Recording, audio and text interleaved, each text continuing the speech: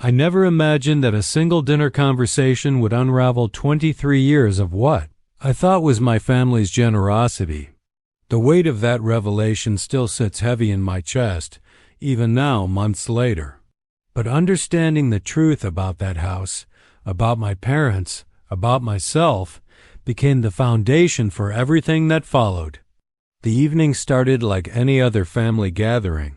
Mom had prepared her famous pot roast, the kind that filled the entire house with the warm scent of herbs and slow-cooked beef. Dad was in his usual spot at the head of the table, discussing work politics with the kind of animated gestures that made his coffee mug dance, dangerously close to the edge. My younger sister Sarah was scrolling through her phone, half listening to the conversation while picking at her mashed potatoes. And then there was Grandpa Joe, sitting quietly in his chair by the window, watching us all with those sharp blue eyes that seemed to see everything but reveal nothing. At 82, he moved slower than he used to, but his mind remained razor sharp. He'd been living with us for the past 3 years, ever since Grandma passed, and had become this quiet observer of our family dynamics. I was feeling particularly grateful that evening. The house had been my sanctuary through college, through my first job, through the ups and downs of my early 20s. It was a beautiful colonial in the suburbs of Connecticut, with its white picket fence and carefully manicured lawn. The kind of place that screamed American dream. The kind of place I'd assumed my parents had worked their entire lives to afford. "I just want to say," I began, raising my glass of wine, "how grateful I am for everything you've both done for me. This house, this home, it's been such a blessing. I know how hard you've both worked to give us this life." Mom smiled, but something flickered across her face, a tightness around her eyes that I'd learned to recognize over the years. Dad nodded approvingly, already launching into one of his speeches about the value of hard work and family sacrifice. That's when Grandpa Joe set down his fork and reached for his water glass. The simple gesture somehow commanded attention, the way his movements always did. He cleared his throat softly, and the room naturally quieted. "That's very sweet of you, kiddo," he said, his voice carrying that familiar warmth but with an undertone I couldn't quite place. "But before you thank them for the house ... double quotes," he paused, taking a slow sip of his water. The silence stretched until it became uncomfortable. Mom's hand moved to her napkin, gripping it tightly. "Maybe they should tell you whose name's actually on that deed." The words hung in the air like smoke. I felt my stomach drop, that terrible sensation you get when you realize something fundamental is about to shift. Dad's face went pale, and Mom's forced smile faltered completely. "What do you mean, Grandpa?" I asked, my voice barely above a whisper. He turned to look at me directly, his weathered hands folded calmly in his lap. "Your name's been on that deed since last year, Michael. It was my gift to you." The room erupted in a chaos of scraping chairs and nervous laughter. Dad immediately started talking over everyone, something about how we should focus on the meal, how family dinner wasn't the time for complicated discussions. Mom jumped up to start clearing plates that were still half full, her movements sharp and frantic. But I couldn't move. I couldn't think. I just sat there, staring at my parents, as memories began flooding back with a clarity that made my chest tight. Every month for the past year, they'd asked me to help with the bills. Not contribute to household expenses, mind you, but help with the bills. The mortgage payment, the property taxes, the homeowner's insurance. They'd presented it as a way for me to learn responsibility, to contribute to the family that had given me so much. I'd been paying the mortgage on my own house. The dessert went untouched. The air in the dining room felt thick, oppressive. Sarah had stopped pretending to look at her phone and was staring at all of us with wide eyes. The cheerful family dinner had transformed into something else entirely, something that felt like a reckoning. That night, lying in my bed, in what I now realized was actually my bedroom, in my house, I felt the ground shift beneath everything I thought I knew about my family, about myself, about the past 2 decades of my life. The next morning, I woke up with a determination I hadn't felt in years. The betrayal was still there, sharp and present, but underneath it was something else. A kind of clarity that comes when illusions finally fall away. I found Dad in the kitchen, drinking his coffee and reading the newspaper like nothing had happened.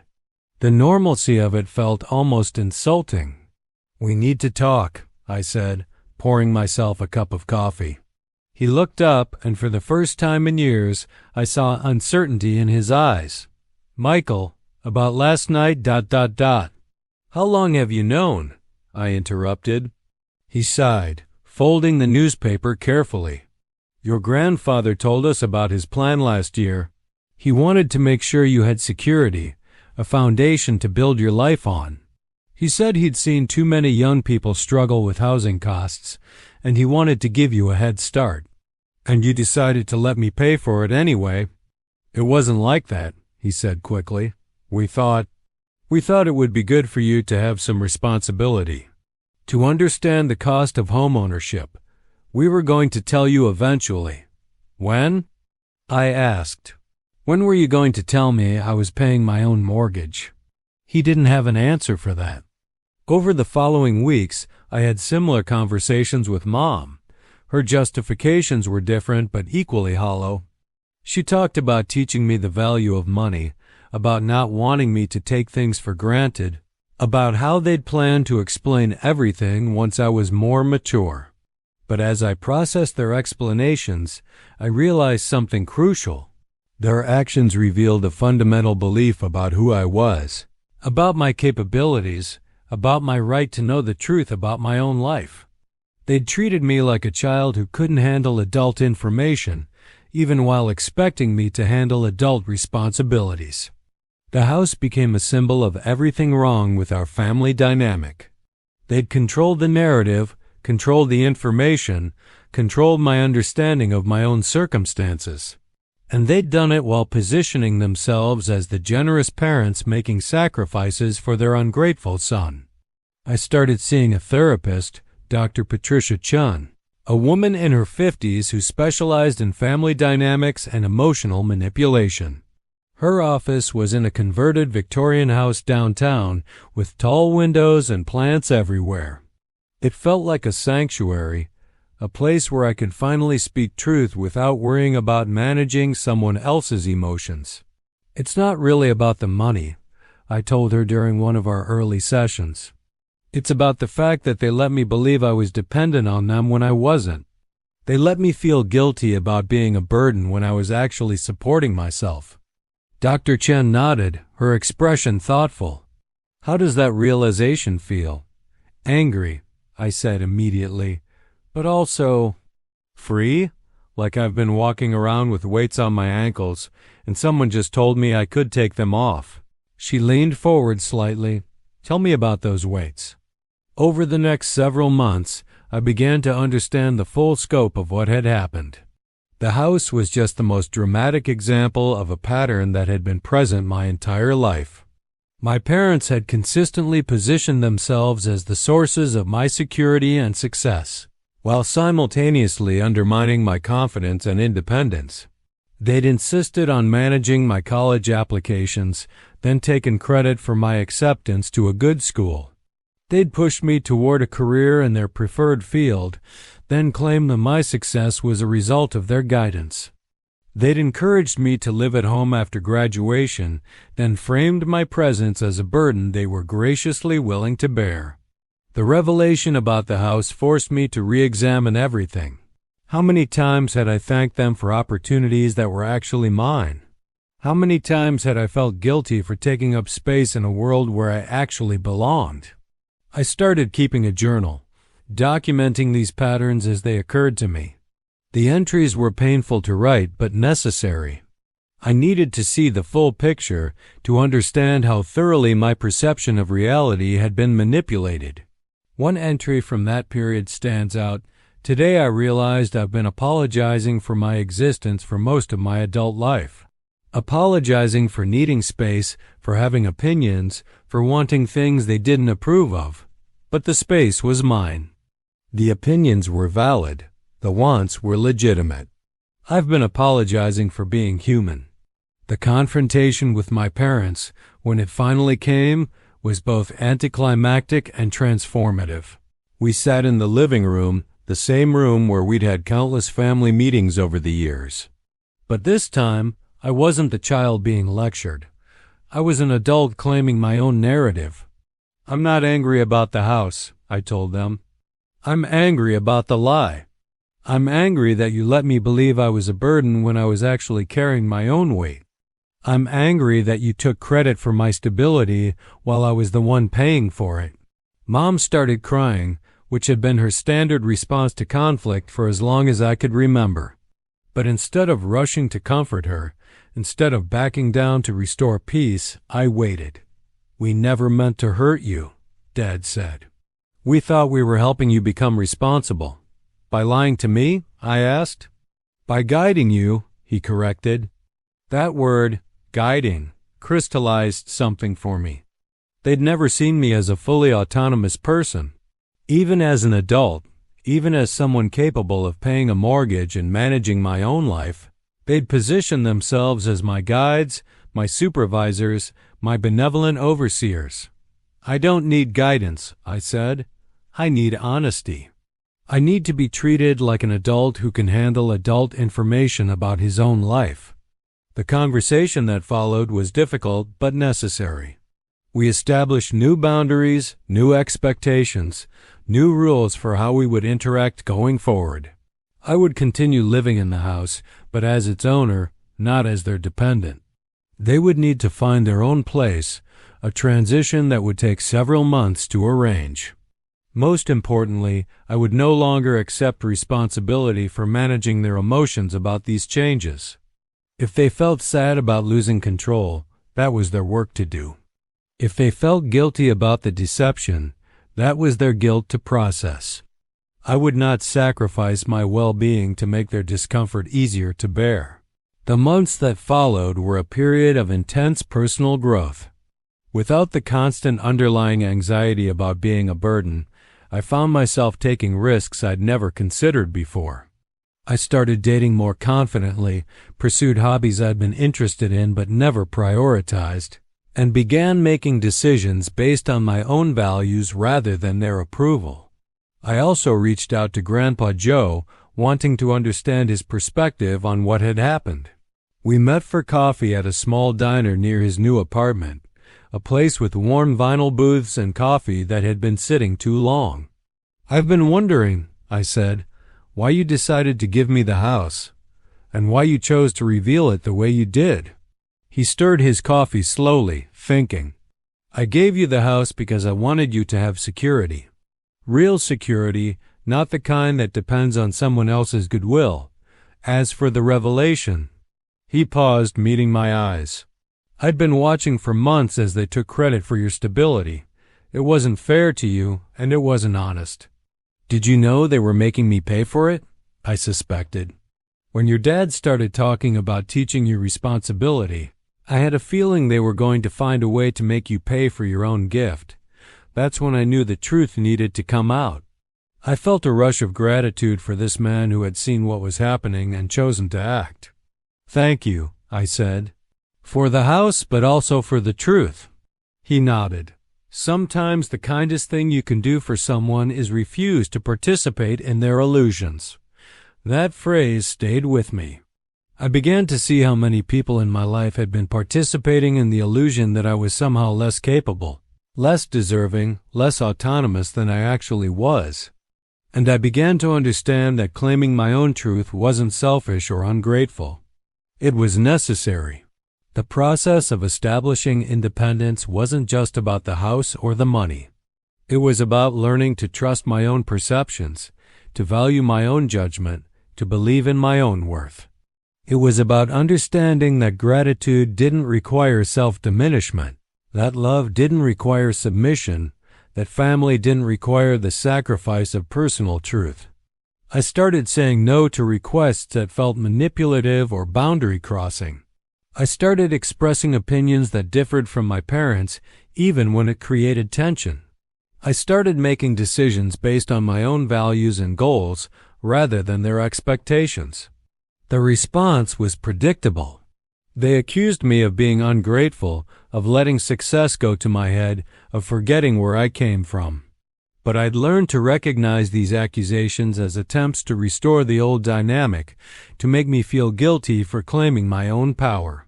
Instead of arguing or defending myself, I simply held my ground. I'm not ungrateful, I would say. I'm honest. I'm not forgetting where I came from. I'm choosing where I'm going. 6 months after the dinner revelation, I was offered a promotion at work. The position would require relocating to Boston, something I'd always wanted to do but had never seriously considered because of family obligations. The old version of myself would have immediately started thinking about how to manage my parents' feelings about the move. The new version of myself accepted the offer and then informed them of my decision. "You're just going to leave?" Mom asked, her voice carrying that familiar note of martyrdom. "I'm going to take a better job in a city I've always wanted to live in," I corrected. "It's an opportunity for growth." "What about family? What about everything we've built here?" "You'll still be my family," I said, "but I won't sacrifice my opportunities to manage your comfort." The move to Boston was symbolic as much as practical. I sold the house to a young couple who reminded me of myself at their age, optimistic and eager to build something meaningful. I used the proceeds to buy a smaller place in Boston, a 2-bedroom condo with exposed brick walls and tall windows that let in more light than I'd ever had before. The new job was challenging in the best possible way. I was working for a nonprofit that provided housing assistance to low-income families, helping people navigate the complex systems that determined whether they could afford stable shelter. The irony wasn't lost on me that I was helping others understand their housing situations while having just discovered the truth about my own. My colleagues were smart and dedicated people who treated me as a peer from day one. There was no probationary period where I had to prove my worth, no subtle suggestions that I wasn't quite ready for full responsibility. I was simply expected to do good work, and I did. The contrast with my family dynamic was stark. At work, I was valued for my contributions. At home, I'd been valued for my compliance. At work, success was measured by results. At home, success was measured by how well I managed other people's emotions. I started dating someone, a woman named Elena, who worked for a legal aid organization. She was intelligent, funny, and refreshingly direct.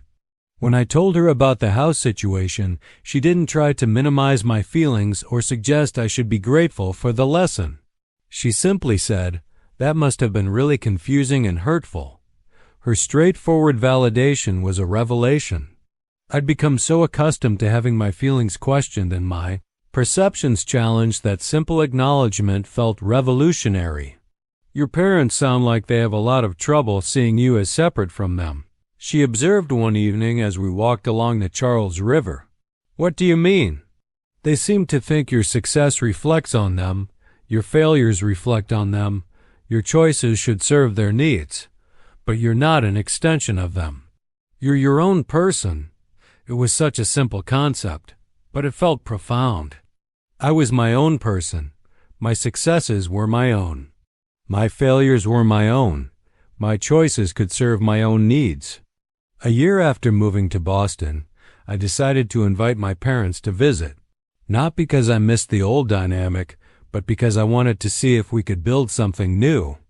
I was curious whether they could relate to me as an independent adult, whether they could enjoy my company without trying to control it. The visit was awkward but not hostile. They admired my apartment, praised my job, and seemed genuinely proud of what I'd built. But there were still moments when the old patterns emerged. Comments about how I should be saving more money, suggestions about how I should be spending my time, subtle criticisms disguised as concern. The difference was that I no longer absorbed these comments as truth. I could see them for what they were, expressions of their own anxiety about loss of control, their own difficulty adjusting to a new relationship dynamic. "I think you're doing really well," Dad said on their last evening, and I could hear the surprise in his voice. "Thanks," I said. "I think so too. We were worried, you know, about you moving so far away, starting over." "I understand why you were worried," I said. "But I'm not the same person who needed protection from his own decisions.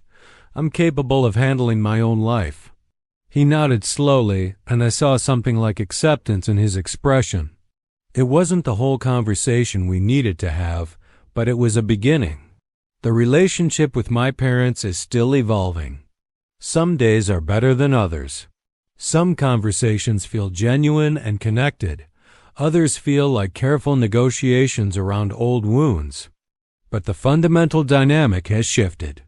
I'm no longer seeking their permission to live my life, and they're slowly learning to offer support without trying to maintain control. The house became a catalyst for understanding patterns that had been present my entire life. The deception about the deed was just the most dramatic example of a broader truth. They'd consistently positioned themselves as the sources of my security and success while simultaneously undermining my confidence and independence. But recognizing the pattern was only the beginning. The real work was learning to trust my own perceptions, to value my own judgment, to believe in my own worth. It was learning that gratitude didn't require self-diminishment, that love didn't require submission, that family didn't require the sacrifice of personal truth. I think about that dinner often, the moment when Grandpa Joe's words cracked open the facade of our family dynamic. At the time, it felt like a devastating revelation.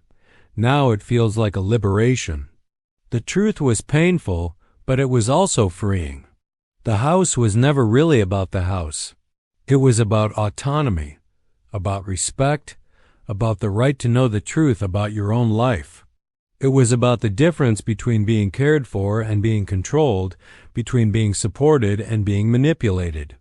I learned that you can love your family while refusing to participate in dysfunction. You can be grateful for good things they've done while holding them accountable for harmful things they've done. You can maintain relationships while insisting on honesty and respect. Most importantly, I learned that your worth isn't determined by other people's approval. Your capabilities aren't limited by other people's fears, and your truth doesn't require other people's validation. The young couple who bought my house sent me a photo last month. They've painted the front door a cheerful yellow and planted flowers along the walkway. It looks happy, lived in, loved. It looks like a home where people know they belong. I'm glad the house found its way to people who can appreciate it honestly, who can build something real within its walls. And I'm grateful that my own journey led me to understand the difference between having a house and having a home, between being given security and creating it yourself. The truth about that deed changed everything. But the most important truth I learned had nothing to do with property ownership or family betrayal. It was simpler and more profound. I was always enough, exactly as I was. The house was just a symbol. The real foundation was something I'd been carrying all along, something no one else could give me or take away. That foundation is still with me now, stronger than ever. It's what allows me to build relationships based on mutual respect rather than dependency, to make decisions based on my own values rather than other people's expectations, to create a life that feels authentic and meaningful. The house that was never really theirs became the beginning of understanding what was always truly mine, the right to my own truth, the power to make my own choices, and the knowledge that I was worthy of both honesty and love. Sometimes the most important gifts come wrapped in the most painful revelations. Sometimes the kindest thing someone can do is refuse to participate in your illusions. Sometimes the foundation you thought you were standing on was just a beautiful facade, and the real foundation was something you'd been building all along, stone by stone, truth by truth, choice by choice. I still live in Boston. I still work helping families navigate housing systems. I still date Elena, and we're talking about moving in together. I still have complicated relationships with my parents, but they're relationships between adults now, not between parents and a child who never learned to see himself clearly. And I still own property, a small condo that I chose, that I pay for, that reflects my values and my dreams. But more than that, I own my own story now. I know the difference between gratitude and guilt, between love and control, between family loyalty and personal truth. The house was never the point. The point was learning to see clearly, to stand firmly, to choose consciously. The point was understanding that you can honor where you came from while still choosing where you're going. That dinner changed everything. But the change that mattered most wasn't about real estate or family dynamics. It was about finally understanding that I was never living in their house. I was always living in my own life, and that life was mine to shape, mine to claim, mine to build into something beautiful and true. The deed was just a piece of paper. The real ownership was something deeper, something that couldn't be transferred or taken away. It was the ownership of my own truth, my own choices, my own worth. And that, I now know, was always mine to claim. But the journey of claiming that ownership was far from over. In fact, looking back now, I realized that the dinner revelation was just the beginning of a much deeper transformation. The house had been a symbol, but the real work was about understanding how patterns of control and manipulation had shaped every aspect of my life, not just my living situation. As I settled into my new life in Boston, I began to notice things I'd never paid attention to before. The way certain relationships in my life followed similar patterns to what I'd experienced with my parents. The way I automatically deferred to authority figures even when I disagreed with them. The way I struggled to advocate for myself in professional settings, despite being competent and knowledgeable. Dr. Chun and I continued our work together via video calls, and she helped me understand that family dysfunction doesn't just affect family relationships. It creates templates for how we interact with the world, how we see ourselves, how we believe we deserve to be treated. You've learned to make yourself smaller to make others comfortable, she observed during one of our sessions. But what happens when you stop shrinking? That question haunted me for weeks. What could happen when I stopped shrinking? When I stopped apologizing for taking up space, for having needs, for existing fully in my own life? The answer came gradually through a series of small moments that felt seismic in their impact. At work, I started speaking up in meetings instead of deferring to colleagues with louder voices. I presented ideas I believed in, even when they challenged the status quo. I negotiated for better working conditions, better pay, better opportunities. The response was telling. Most people respected my newfound assertiveness. They saw it as confidence, as leadership potential, as someone worth listening to. But a few people, particularly those who had benefited from my previous tendency to minimize myself, reacted with hostility. My supervisor, Janet, was one of those people. She'd been used to me taking on extra work without complaint, staying late without being asked, accepting criticism without pushback. When I started setting boundaries, she didn't like it. "You've really changed since you moved here," she said during one of our one-on-one meetings. "You used to be so agreeable." "I'm still agreeable," I said. "I'm just more honest about what I can and can't do. It feels like you're not a team player anymore." I paused, recognizing the familiar manipulation. The suggestion that my self-advocacy was somehow selfish, that my boundaries were a betrayal of others' expectations.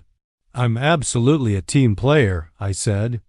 "But I'm playing on a team where everyone's contributions are valued equally, where no one person is expected to carry an unfair load." That conversation was a turning point. Janet continued to push back against my boundaries, but I held firm. And something interesting happened. Other people on our team started setting boundaries too. It was as if my willingness to advocate for myself had given others permission to do the same. 6 months later, Janet was transferred to a different department. The official reason was organizational restructuring, but everyone knew the real reason. Her management style had become increasingly incompatible with a team that refused to accept mistreatment. The new supervisor, David, was everything Janet wasn't. He respected boundaries, encouraged independent thinking, and supported professional development. Under his leadership, our team's productivity increased dramatically and morale improved across the board.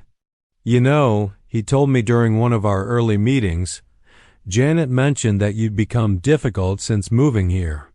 But from what I can see, you're just someone who knows your worth and isn't afraid to advocate for it. That's exactly what we need more of." It was a revelation. What my parents had labeled as ingratitude, what Janet had labeled as difficult behavior, was actually just healthy self-respect. The problem wasn't me. The problem was systems and relationships that required my diminishment to function. This insight began to transform how I saw my entire history. The times I'd been called sensitive for having emotional reactions to mistreatment. The times I'd been called ungrateful for questioning unfair expectations. The times I'd been called selfish for prioritizing my own needs. None of those labels had been accurate. They'd been tools of manipulation, ways of making me doubt my own perceptions and accept treatment that I should have rejected. Elena and I had been dating for over a year when I decided to introduce her to my parents. I was nervous about the meeting, worried about how they might try to undermine our relationship or make her uncomfortable. But I also knew that this was an important test of the new boundaries I'd established. The visit went better than I'd expected, but not without its challenges. My parents were polite to Elena, but I could see them processing her presence, trying to understand what she represented in terms of their relationship with me. "She seems very independent," Mom said after Elena had gone to bed on their first night staying with us. "She is," I agreed. "I like that about her. I just worry that she might not understand family loyalty the way we do." There it was. The suggestion that Elena's independence was somehow a threat to family bonds, that her influence might be turning me against them. "Elena understands loyalty perfectly," I said. "She just also understands that loyalty doesn't require someone to sacrifice their own well-being." "That's not what I meant," Mom said quickly. "I know what you meant," I said gently. "And I want you to know that Elena supports my relationship with you. She's never suggested I should cut contact or stop caring about you. She just supports me in having relationships that are honest and respectful."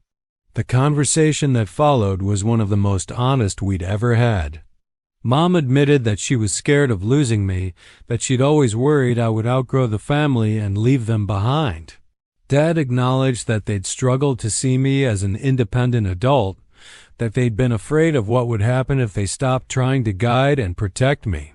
"But you were never protecting me," I said. "You were protecting yourselves from the anxiety of letting me make my own choices."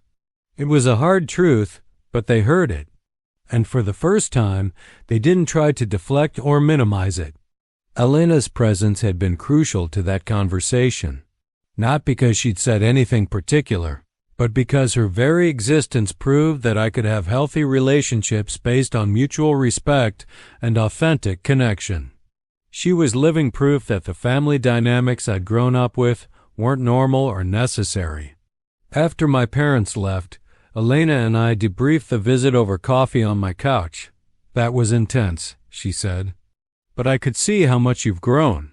The way you handled those conversations, the way you stayed calm but firm, it was really impressive."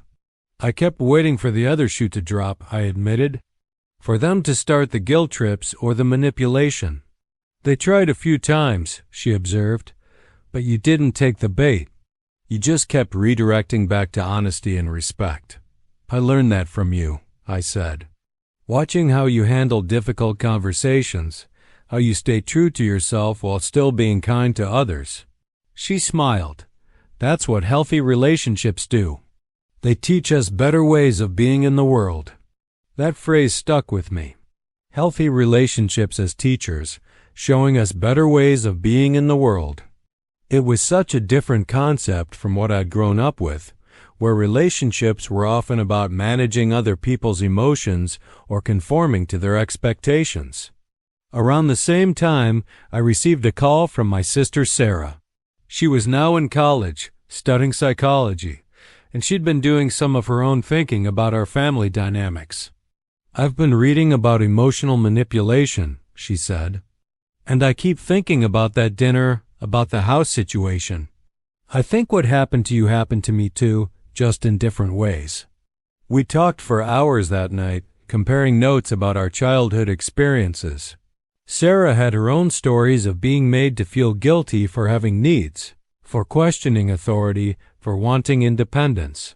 Her rebellion had taken different forms than mine. She'd been labeled the difficult child, the one who wouldn't conform, but the underlying dynamic was the same. "I always felt like I was crazy," she told me. "Like my perceptions were wrong, like I was being dramatic or oversensitive.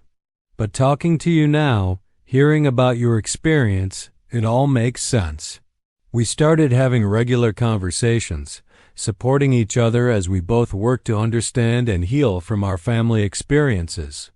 Having an ally who'd lived through similar dynamics was incredibly validating. It confirmed that my perceptions had been accurate, that the problems I'd identified were real. Sarah also shared something that shocked me. She'd known about the house situation months before the dinner revelation. She'd overheard a conversation between our parents where they discussed their plan to keep me paying for my own mortgage while claiming credit for providing my housing. "I wanted to tell you," she said, "but I was afraid they'd punish me for it. I was afraid of being cut off financially, of losing their support for college." I understood her position, even felt protective of her for having been put in such an impossible situation. But it also made me realize how thoroughly our parents had used fear and financial dependence to control both of us. "The difference is," Sarah said, "you found a way out. You learned to stand up for yourself. I'm still figuring out how to do that." I became a source of support for Sarah as she navigated her own journey toward independence. I helped her understand that she could love our parents while still protecting herself from their manipulation. I showed her that it was possible to have boundaries without being cruel, to be honest without being destructive. Watching Sarah grow and change, seeing her develop her own healthy sense of self-worth, was one of the most rewarding aspects of my own healing process. It reminded me that breaking cycles of dysfunction isn't just about healing yourself. It's about creating space for others to heal too. The nonprofit work I was doing also began to take on deeper meaning as I understood more about my own experiences with housing and family dynamics. I was working with families who were struggling with homelessness, helping them navigate systems that were often designed to keep them dependent rather than empowering them toward independence. I started seeing parallels between the clients I was serving and my own experience. The way institutional systems could create dependency while claiming to provide help. The way authority figures could use their power to control rather than support. The way people could be made to feel grateful for bare minimum treatment while their actual needs went unmet. One client, Maria, was a single mother who'd been living in transitional housing for over a year.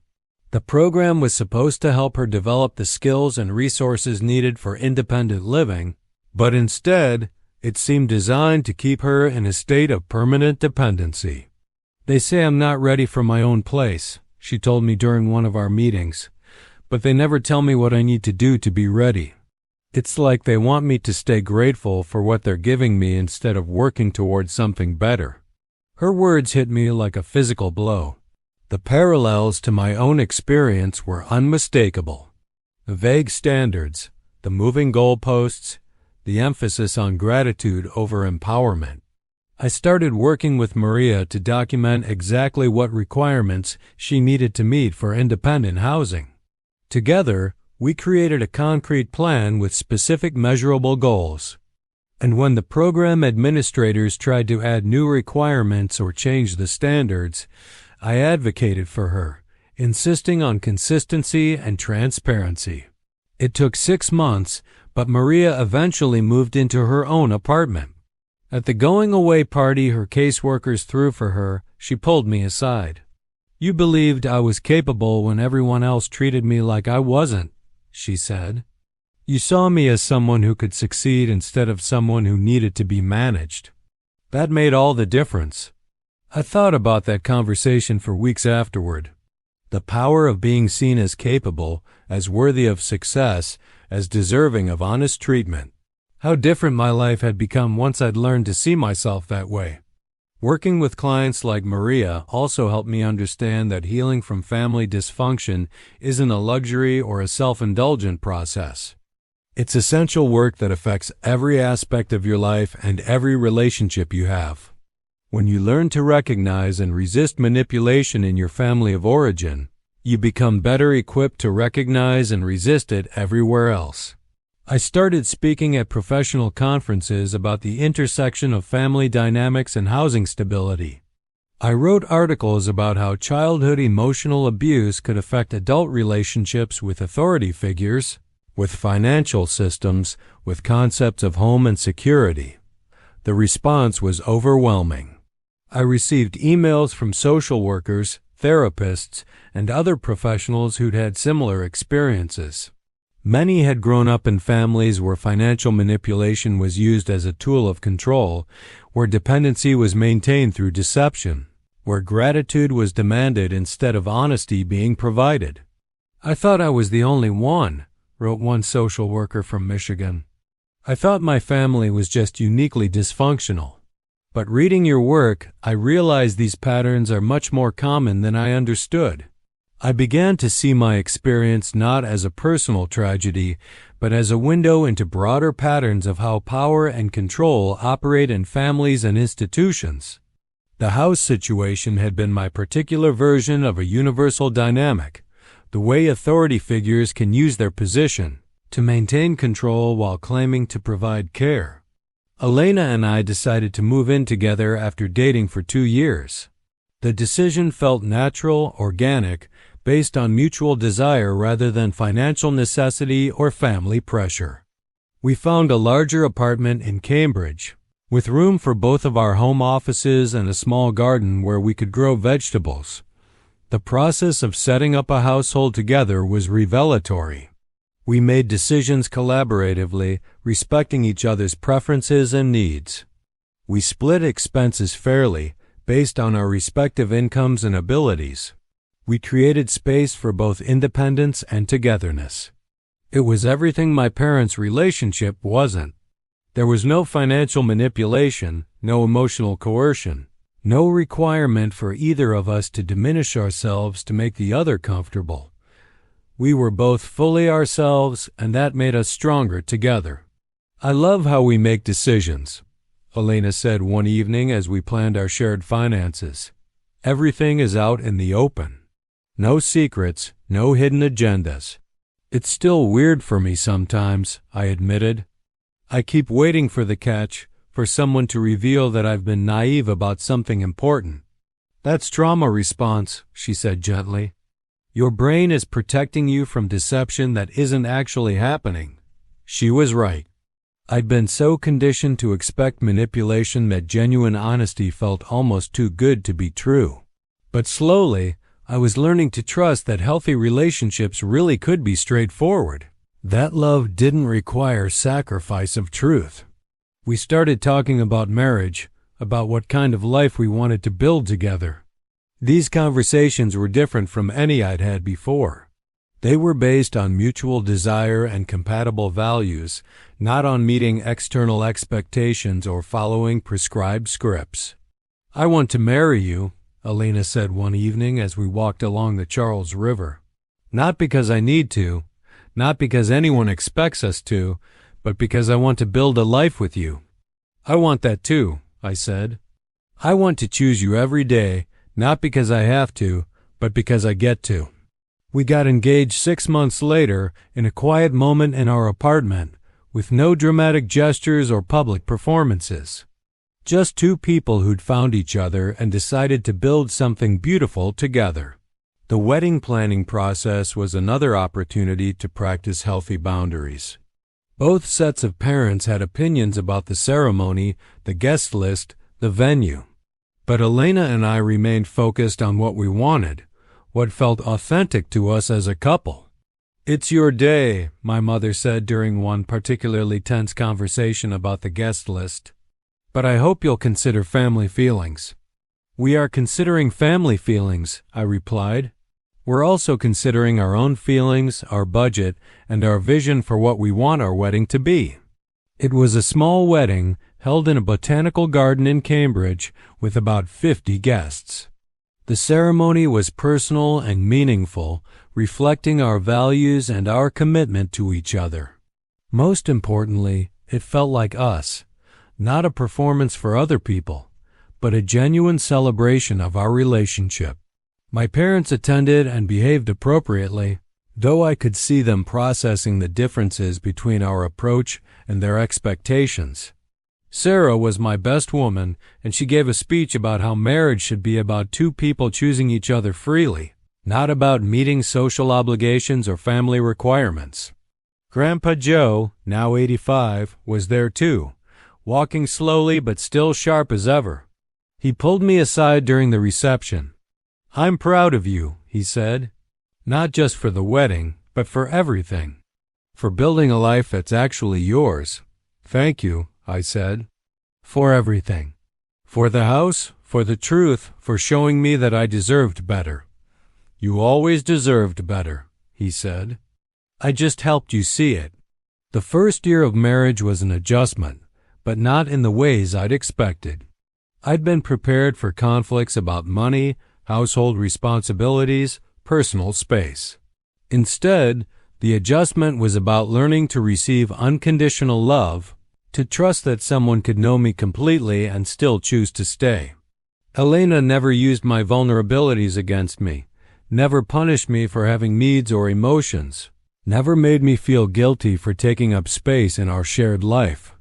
It was a radical departure from what I'd learned to expect from intimate relationships. "Sometimes I feel like I'm waiting for the other shoe to drop," I told Dr. Chun during one of our sessions. "Like this level of happiness isn't sustainable." "What would it mean if it was sustainable?" she asked. "It would mean I actually deserve it," I said. "It would mean I'm not someone who needs to earn love through perfection or sacrifice." "And do you believe that's true?" I paused, considering. "I'm learning to believe it." That became my ongoing work, learning to believe I deserved good treatment, honest communication, respectful boundaries. Learning to trust that healthy relationships could be stable and lasting, not just temporary reprieves from dysfunction. The relationship with my parents continued to evolve. They'd started couples therapy, working to understand their own patterns and how they'd affected their children. The progress was slow and sometimes frustrating, but it was genuine. "We never meant to hurt you," Dad said during one of our phone calls. "But I'm starting to understand that intent doesn't erase impact."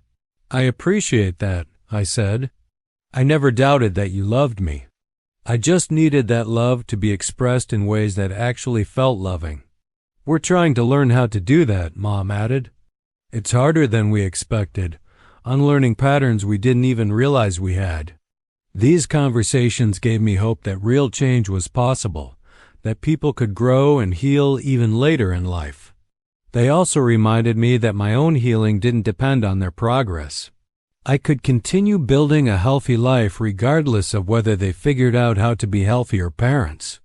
Sarah graduated from college with a degree in psychology and started working as a research assistant in a lab that studied family trauma. She'd found her own path toward healing, using her education to understand and help others navigate similar experiences. "I want to do research on financial abuse in families," she told me during one of our regular video calls. "I think there's so much we don't understand about how money is used as a tool of control." "That's important work," I said. "I wish someone had been researching that when we were kids. Maybe if we'd had language for what was happening, we could have recognized it sooner." She was right. One of the most damaging aspects of family dysfunction is the way it isolates you. makes you feel like your experiences are unique and therefore probably your fault. Having research, having terminology, having frameworks for understanding these patterns, it all helps break that isolation. I started volunteering as a mentor for young adults who were navigating difficult family relationships. Many of them had stories similar to mine. Parents who used financial support as a tool of control, who demanded gratitude while providing manipulation, who positioned themselves as generous while actually being exploitative. How do you know if you're being ungrateful or if they're being manipulative? Asked one young woman I was mentoring.